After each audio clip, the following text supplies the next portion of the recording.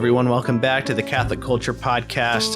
Today I'm going to be speaking with an old friend of mine who this isn't the first time I've interviewed him, but it's the first time I've done so for this podcast, because the first time I did it was about 5 years ago, and it was actually part of my research for a print article for the new Criterion. He's a sculptor working and doing commissioned work for the church for several years, and we're going to have a kind of off-the-cuff conversation about his work. So I'm happy to welcome Christopher Alice onto the show. Hey, Chris, how's it going?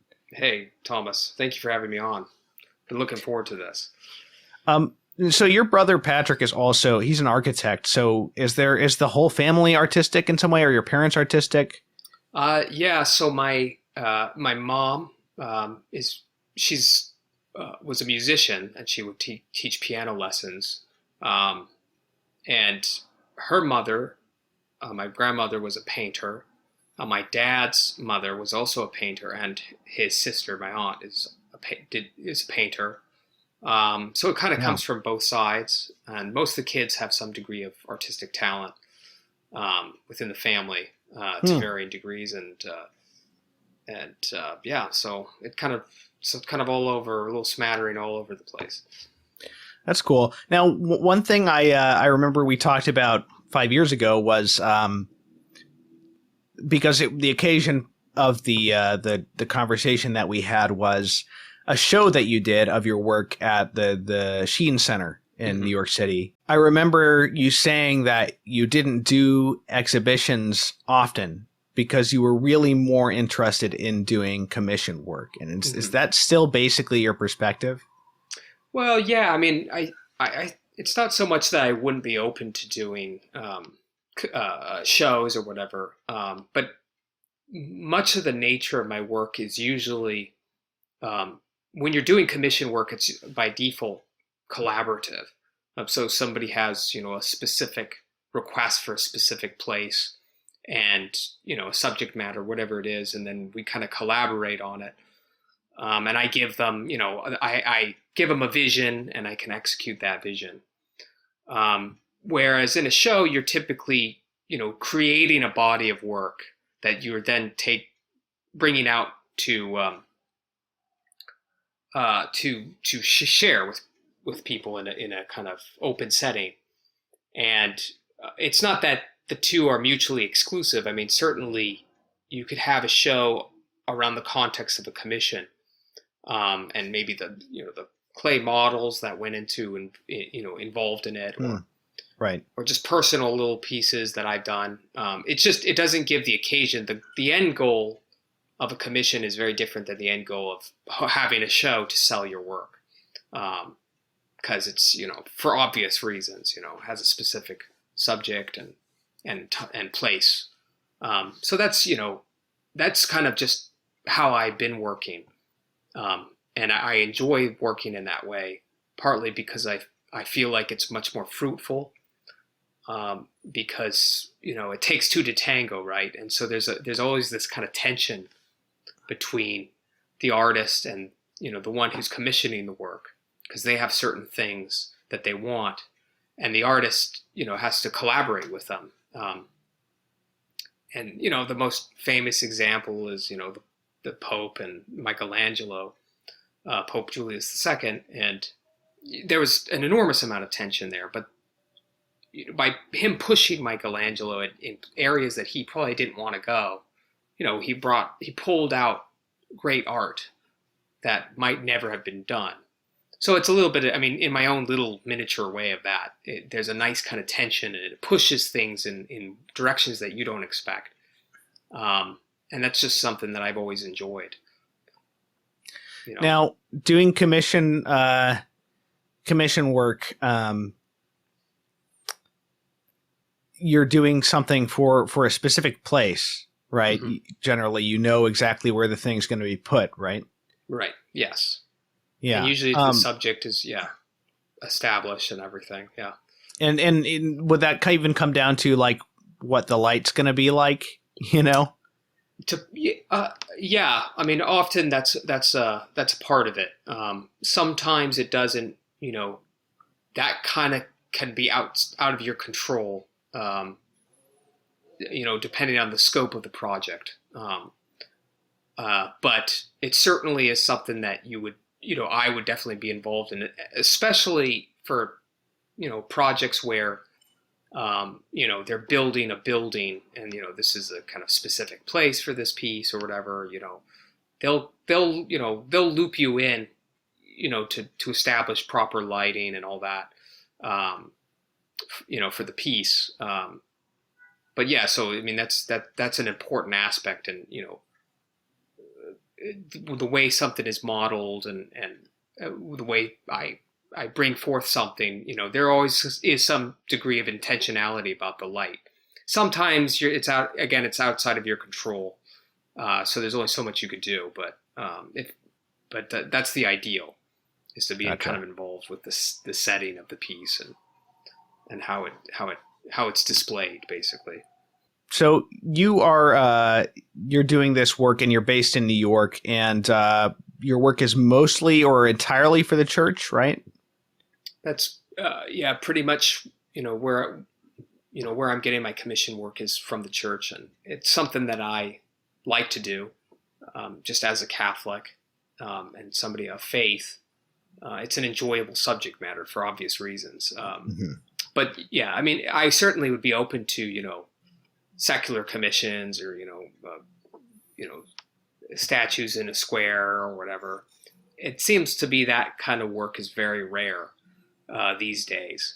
And it's not often that, cities or whatever that are commissioning that, kind of traditional figurative work. That's just from a different time. And I really wish that time was, back here again, and, and that was commonplace. Like certainly in Europe, you see it all over the place. You were telling me you're about to leave for Italy, and, you go to Italy, you're going to see statuary all over the place, and secular, sacred, and that was just a commonplace value that they had, which was beautification, public parks, and having a high quality, work that isn't necessarily based around, some, clever intellectual idea, but something pleasing to behold in itself, So you were just mentioning traditional figurative work, and that brought to mind a question. When we're talking about religious painting, there's this iconographic tradition that's referred to, and it refers to all visual arts in the broad sense of how a particular figure is depicted, or certain types of halos or attributes or things like that. But it also refers specifically to this tradition of icons. Mm-hmm. And obviously, there's not a sculpture. Sculpture is not part of that, right? So. Well, correct me if I'm wrong, but my question is, does sacred sculpture have as much of a canonical tradition to refer to as the icon in painting? Right. I think there are some examples of carved icons, and they're usually relief. So you have people like Jonathan Peugeot, who's quite well known, who does carved. It's not so much of a tradition in the East to do 3D. And so it's not very common, but I think there is a tradition of it. That's, it's obviously not very present. And yeah, certainly with, I guess, what you're kind of alluding to is, I mean, sculpture really is kind of mostly a Western phenomenon. Right. At least in the church context. And so you're going to have, whatever canons or whatever that you have in sculpture, it's going to be kind of related to painting as well, that you see in, and really the root of all of that is drawing. So in the Western art, you have this tradition of drawing, how you express things. And the actual manner and depiction of things, certainly kind of change and over time. And I think in the Middle Ages, you had, kind of a Byzantine influenced. Their stained glass windows are like icons. They're very simplified and kind of symbolic, but not unsophisticated in any sense. And certainly their sculpture has a certain mood to it that emerged kind of out of that, I guess. And then you have in the Renaissance, this kind of obvious resurgence of interest in the ancients. Obviously the Greeks, which were rooted in coming from the Egyptians. And you see ebbs and flows between kind of the medieval tradition of depicting things and then moving into this kind of more classical, these more classical forms in sculpture. And there definitely are elements that are, canons or I don't know, I'm trying to think about how I would describe it, but it depends on the sculptor. But there are elements of these forms that you use. Right. When I think of like, different kinds of traditional religious sculpture, mm-hmm. I think of stuff that's inspired by the classical, and then I think of medieval. When I think of medieval sculpture, I think of it more in terms of like folk art, right? And the icon is neither of those, and that's sort of that's what I'm trying to get at, the difference between those two traditions, Right. Yeah. Yeah. I mean, iconography comes from I'm not going to be speaking as an expert here, and I think other people would be more qualified to talk about iconography, but it certainly comes from a tradition that was found in the Dark Ages. You have the earliest icon of Christ that we know of, the Pantocrator, and then that flows out of there. And icons, are beautiful, and obviously, and but they're coming from a tradition that that we don't really know a lot about it in the Dark Ages, because a lot was lost. So we have fragments that these artists start copying, and they kind of preserve these kind of canons, in that sense. I think in the classical, certain sculptors certainly had canons that they followed of proportions,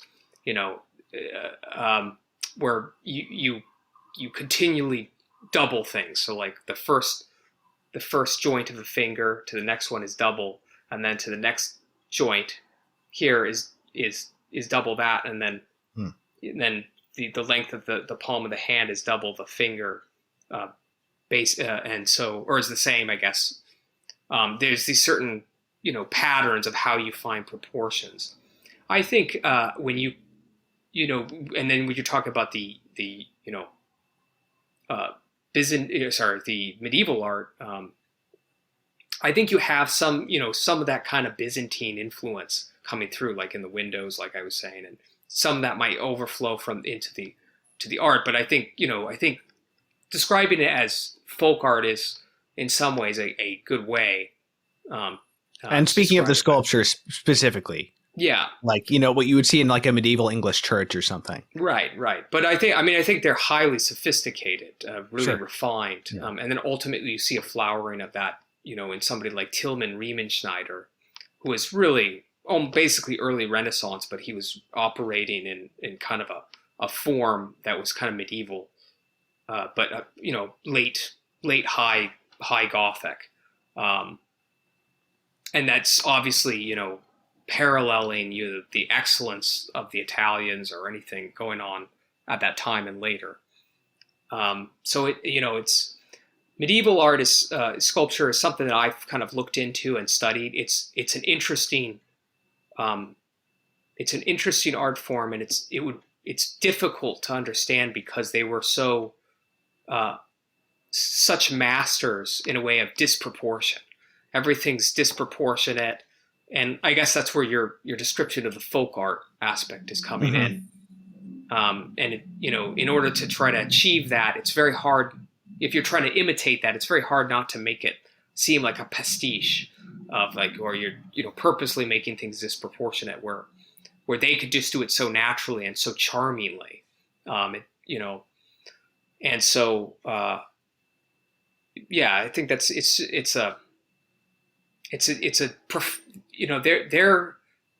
their work is a profound overflow of their interior life. Really, I think they're a holy people living in holy times, and they had these sensibilities and these patterns in which they used. I'm trying to sketch this thing out. There's a lot of ideas going on. So if I sound like I'm going all over the place, I apologize. But there are certain patterns that you see in the medieval art, in how they position the figure as opposed to the Greek. For instance, usually they'll have a contrapposto figure. So one of the legs is bearing the weight, and the other leg is relaxing. But typically in the Greek, you see the shoulders moving the opposite direction as the hips. So the hips usually go down one side and the shoulders go up like this, and it has this balance.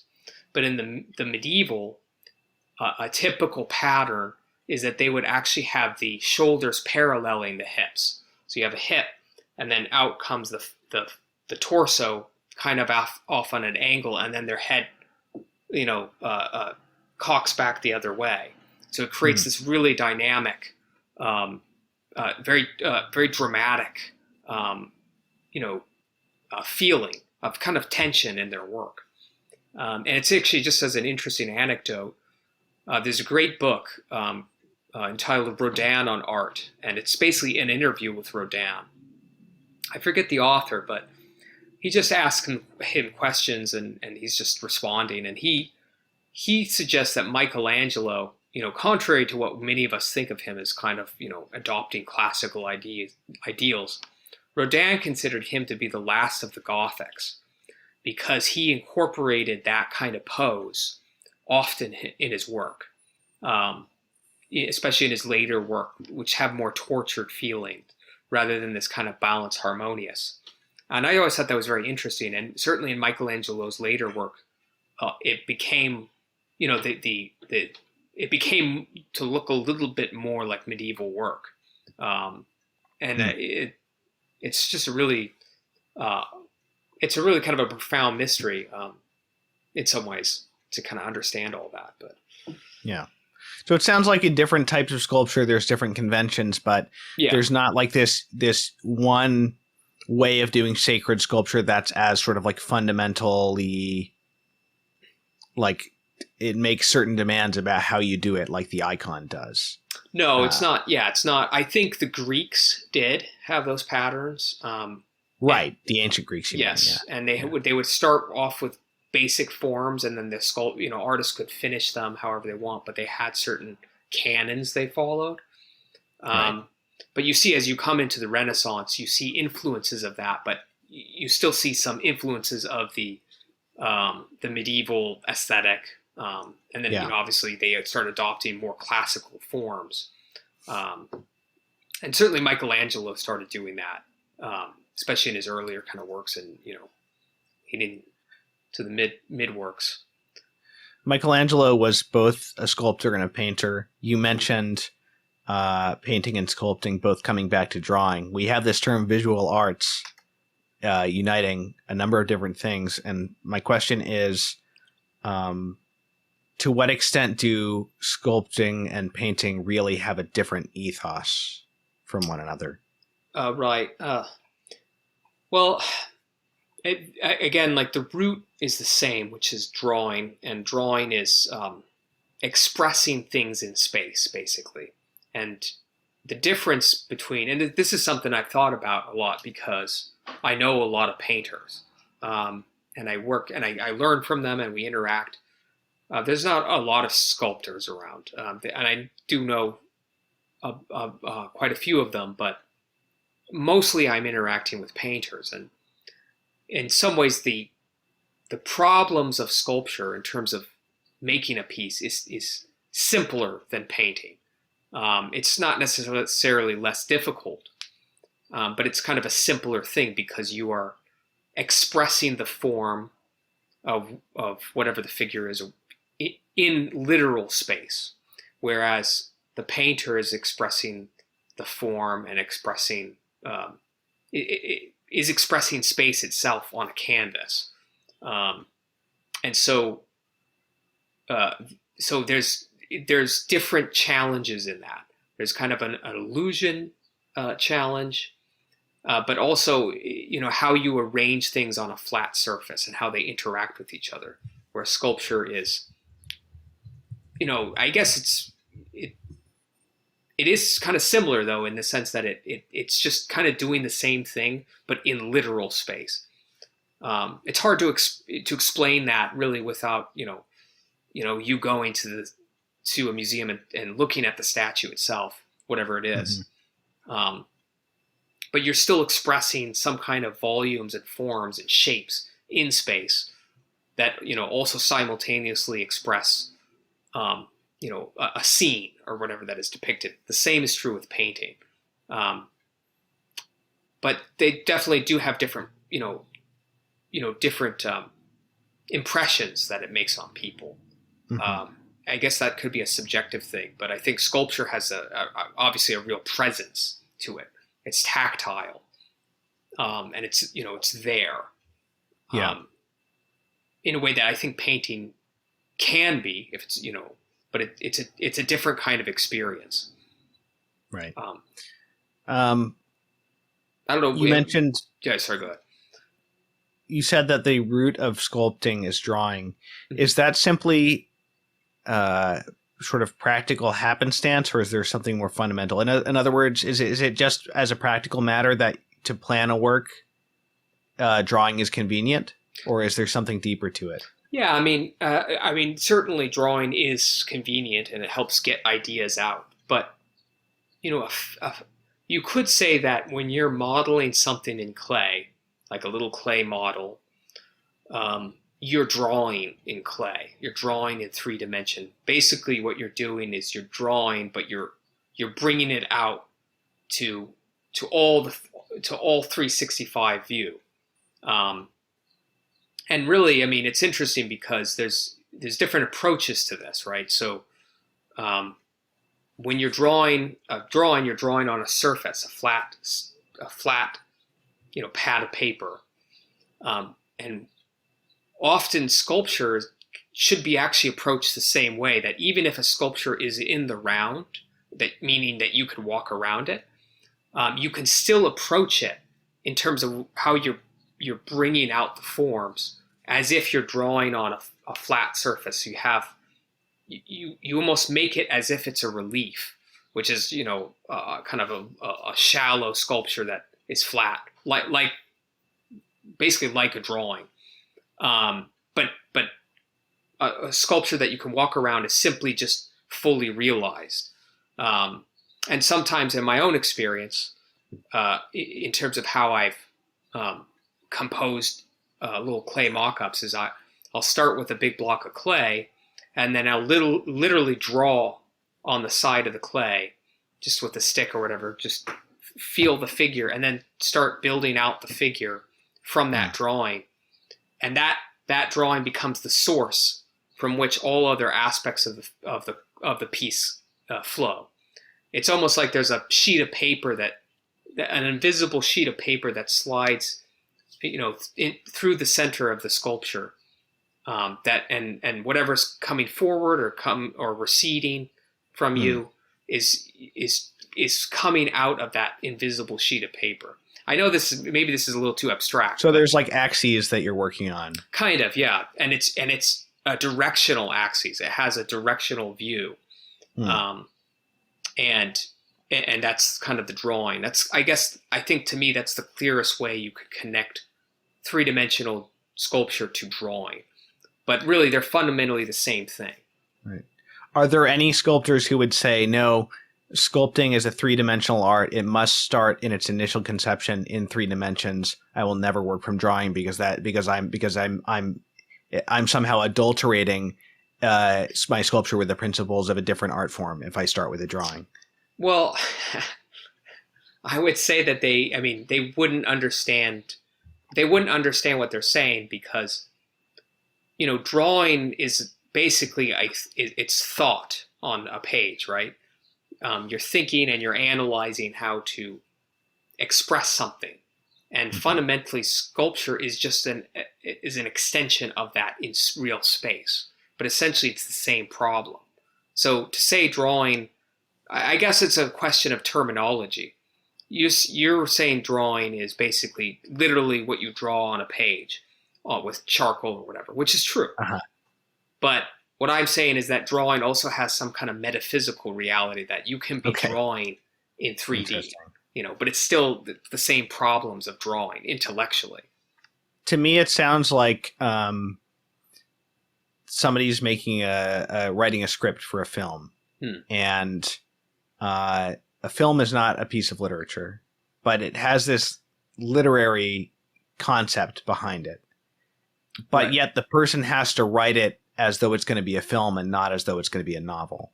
So, so so when you're drawing, you are drawing with 3 dimensions in mind, even though literally on the page it's 2 dimensions.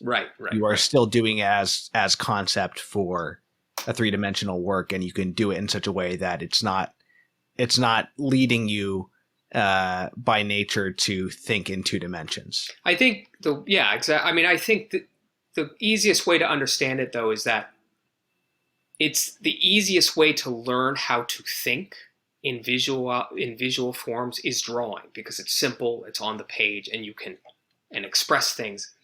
And then sculpture is an extension of that, basically. You could say, in theory, just skip literal drawing altogether and go straight to sculpting, and still be, in a way, drawing in sculpture.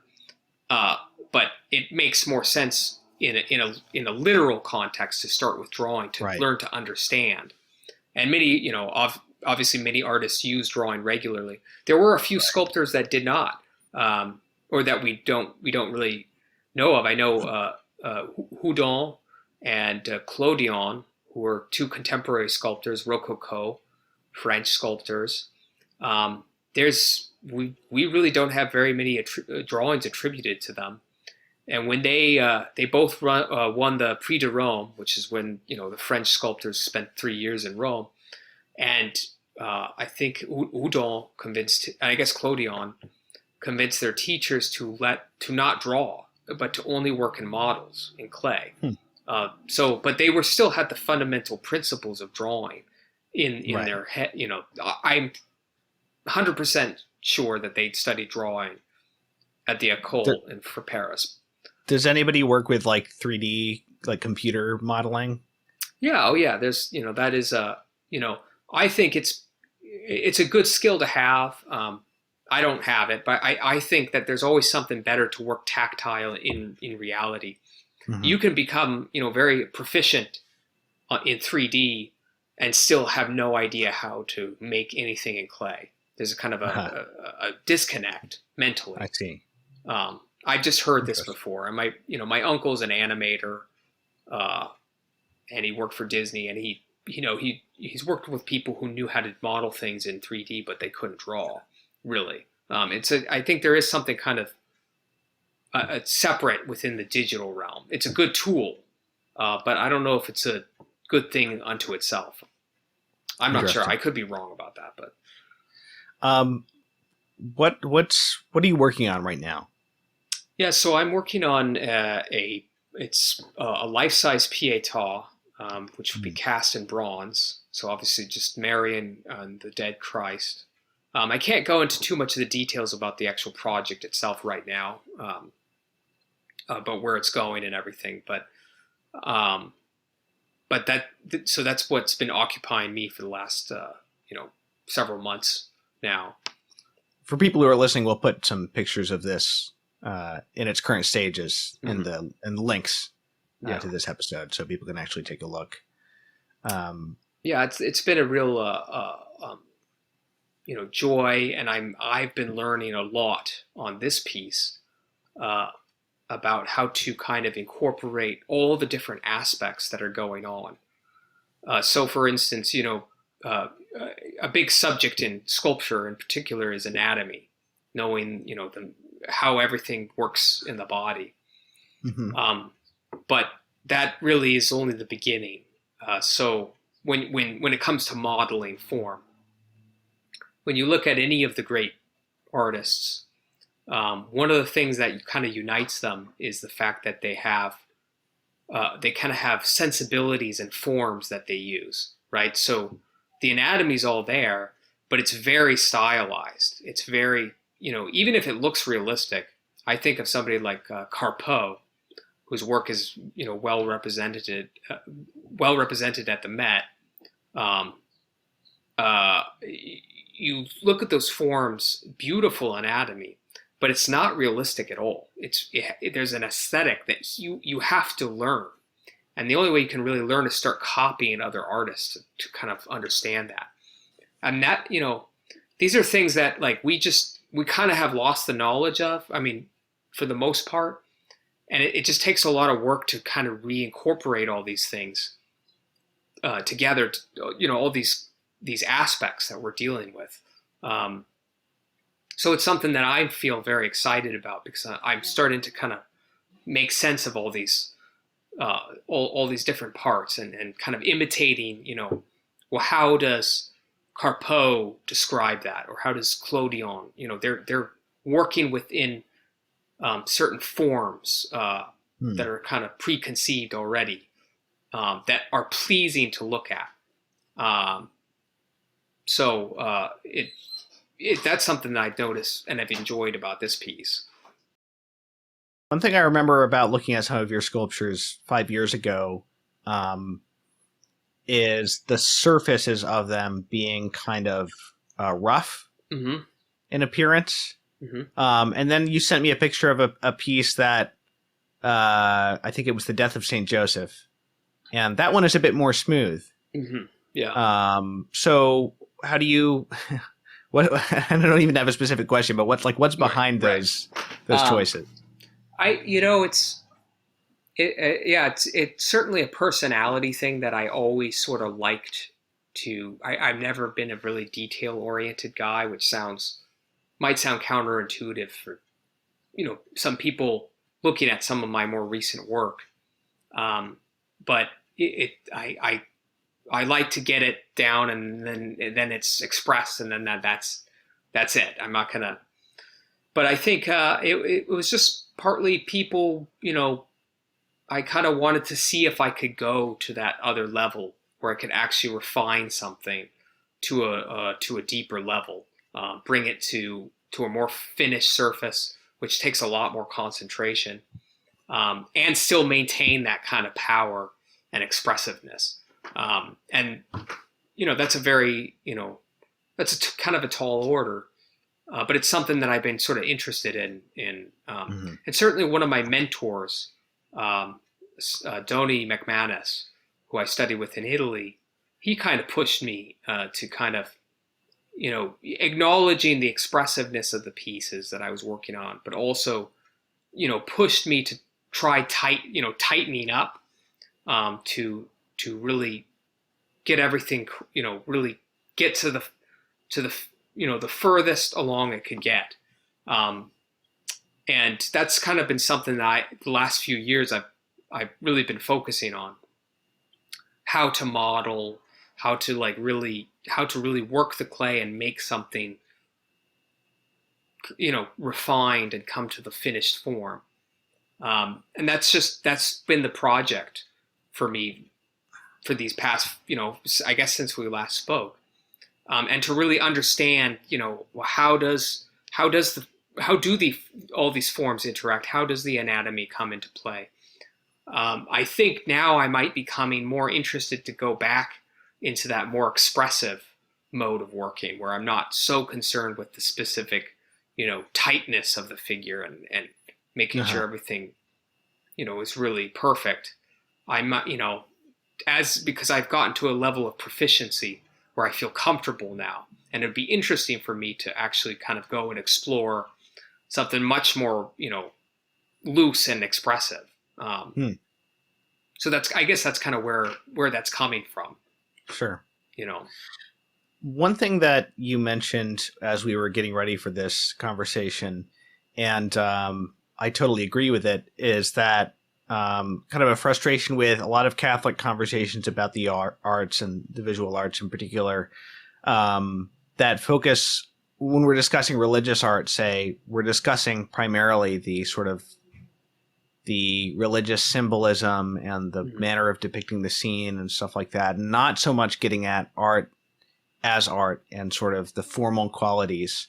And that's sort of what we're doing, today, which I always enjoy doing as well, because it's how I always felt about music, and that's what we try to do on our film podcast is we do certainly talk about the story, but we also do try to talk about formal qualities as appropriate. So one question, and this has been, this is something that I used to think about a lot, because I'm actually not a very visual person. And so it's been the past few years for me going to art museums a lot and getting more comfortable and kind of getting a sense of what I like and actually developing a taste for painting and sculpture. But early on, and perhaps this was a mistake, I read Gilles Sonne's book, Painting and Reality. And I think that I shouldn't have read it at that point, because it made me overthink everything when I was looking at paintings, because he makes this distinction between like a painting and a picture. He makes a distinction between the formal and the representative qualities of art. And so that had me thinking, like, okay, I have to make sure I see the formal part, and then I'll look at the what it's depicting. It's like, of course, that's impossible. You have to just sort of see them both at the same time organically. But nonetheless, that is a real distinction to be made, even if they should become a unity, obviously, both for the viewer and the artist. So I just wanted to introduce that topic of the distinction between the formal qualities of a work and what you might call the abstract qualities of shape and the value that has in itself, and the what we would call the content, although that might not be the right word for it. Yeah, I mean, that's perfectly fine. I mean, I think that just as a general analogy, I think music is the best for people to understand this, because everybody understands music pretty much intuitively, because when they listen to music, they either like it or they don't. And maybe they grow to appreciate certain kinds of music. But what they're appreciating and looking at is fundamentally the formal content of music. How does, this minor key, and then, now this dissonance comes in, and it's creating emotion. And that's just natural. A piece of music could be dedicated to something, or be, describing a scene, maybe in an opera or whatever, but you don't have to necessarily know that to know that it is good music. And I think there's a little bit more confusion, obviously, around the visual arts. And that might be partly because of, just postmodernism, that it's become so abstracted and all about the intellectual content behind something rather than the thing itself. But yeah, what you're kind of alluding to is the words I say is the decorative and the illustrative aspects. And obviously the illustrative is the illustration, the scene that is depicted, and the decorative is the content or the quality of the painting or work of art, of sculpture itself. And these two, you kind of look through history. It can oscillate between these two poles. And certainly, you can see in, say, the great masters, Rubens or any of these great painters, they're really uniting these two aspects, because they're making great paintings, beautiful paintings, but they're also maximizing the illustrative aspect. So it also is an illustration, but it's also a phenomenal painting. It works abstractly, as you were saying. And to do both of those things at the same time to the maximum level, I think it's kind of the dream of any artist. Though it's a lot more difficult, than it's easier said than done. And I don't know why that is. Maybe we've have forgotten how to make art in a way. I don't. that's how my friend James Patrick Reed describes it, that we just sort of lost the ability to maximize all these aspects just naturally, like these greats seem to be able to do. But, you see, painters like Matisse. Matisse is simplifying form, the illustrative aspect, to emphasize the decorative. So he's painting, a scene, like a still life or whatever, but he's simplifying it so it looks kind of cartoonish. But we instinctively understand it. We can enter into it very easily because we can recognize what he's doing in the painting, how he's organizing it, how he's organized the colors, all these all these things that we say, oh, that's pleasing when we look at it. Or certainly in sculpture, you have Monceau or and maybe even Rodin, more impressionistic forms that are really kind of powerful. It doesn't necessarily devoid it from the illustrative, but you can kind of it's easier for us to enter into it than, say, when we look at a Raphael, how beautifully everything is painted and everything is rendered. But he's also mastered this decorative aspect. It might be more difficult for us to start recognizing, well, what is he doing decoratively? How can this painting work if I turned it upside down and it could still work as a painting?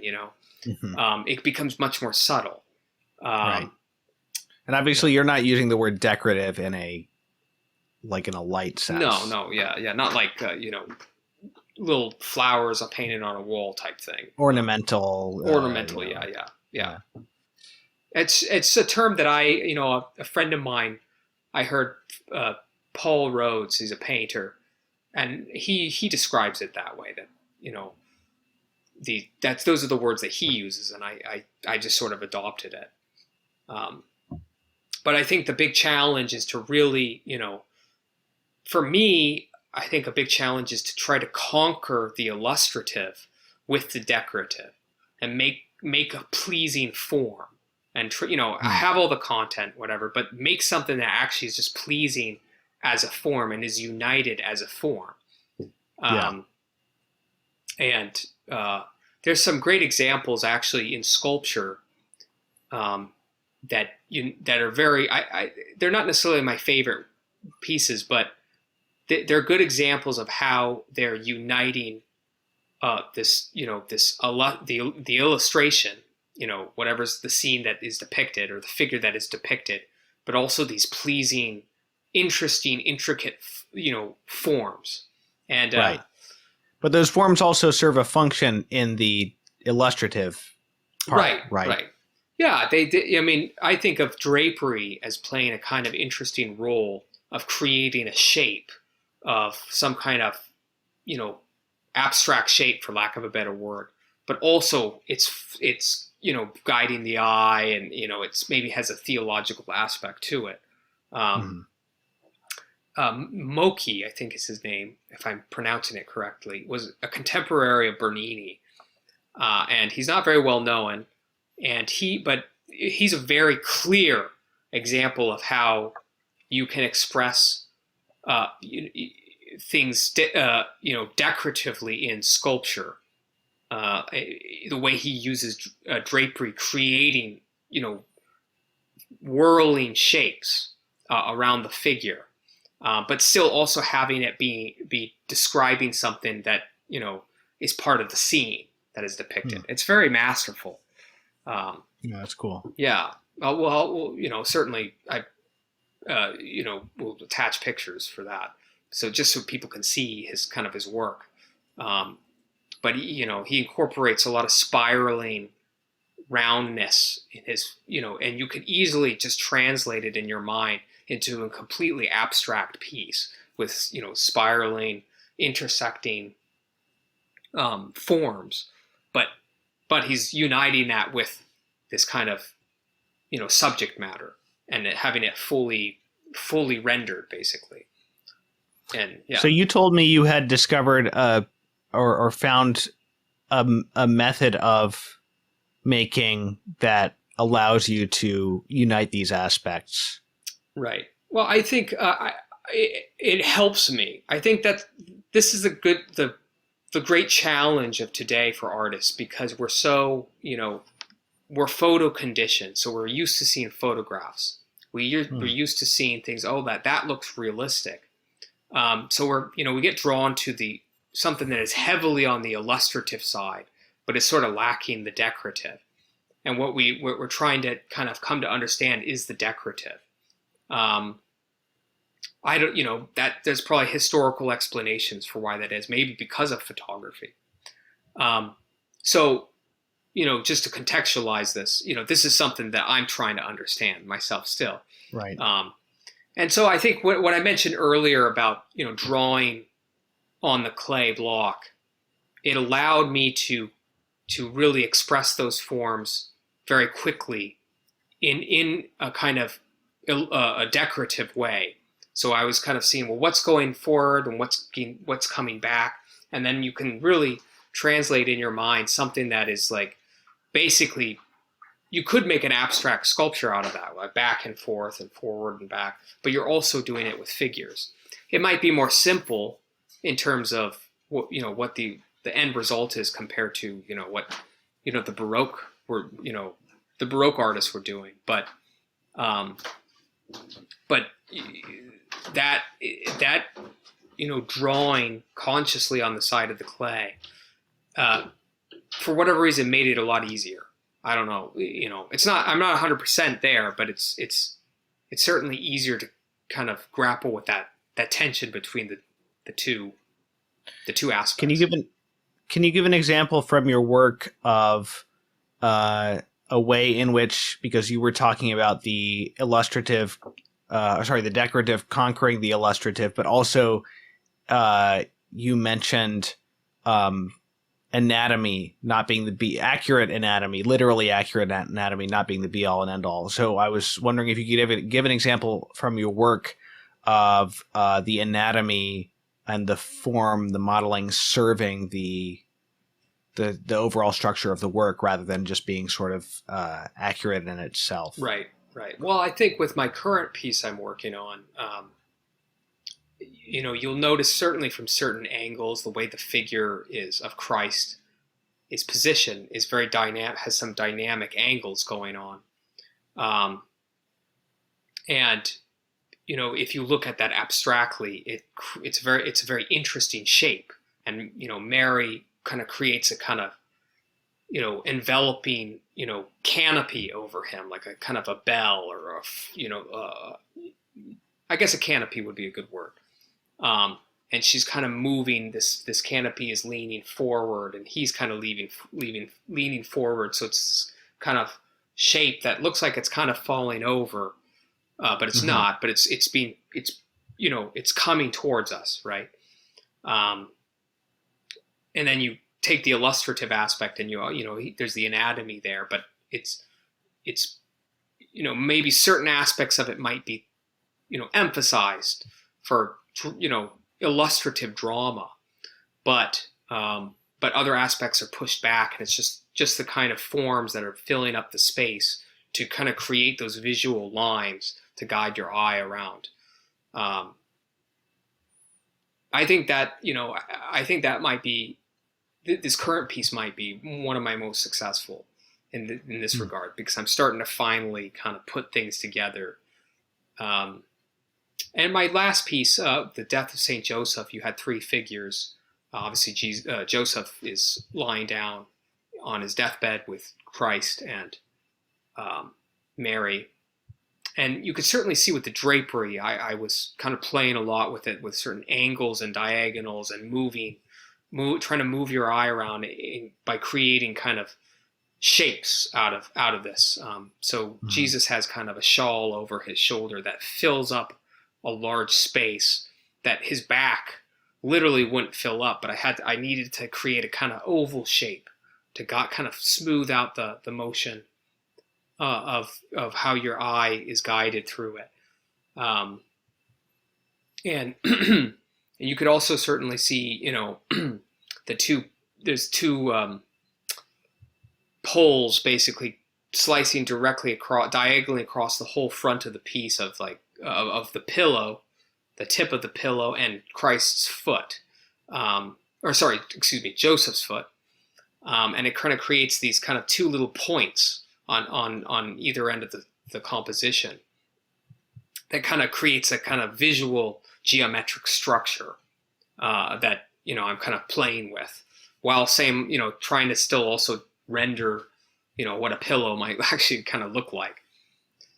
In the Pieta that you're working on, what strikes me most on the expressive level or on the illustrative level is the sense of weight and the sense of physical exertion that you don't always see in this depiction.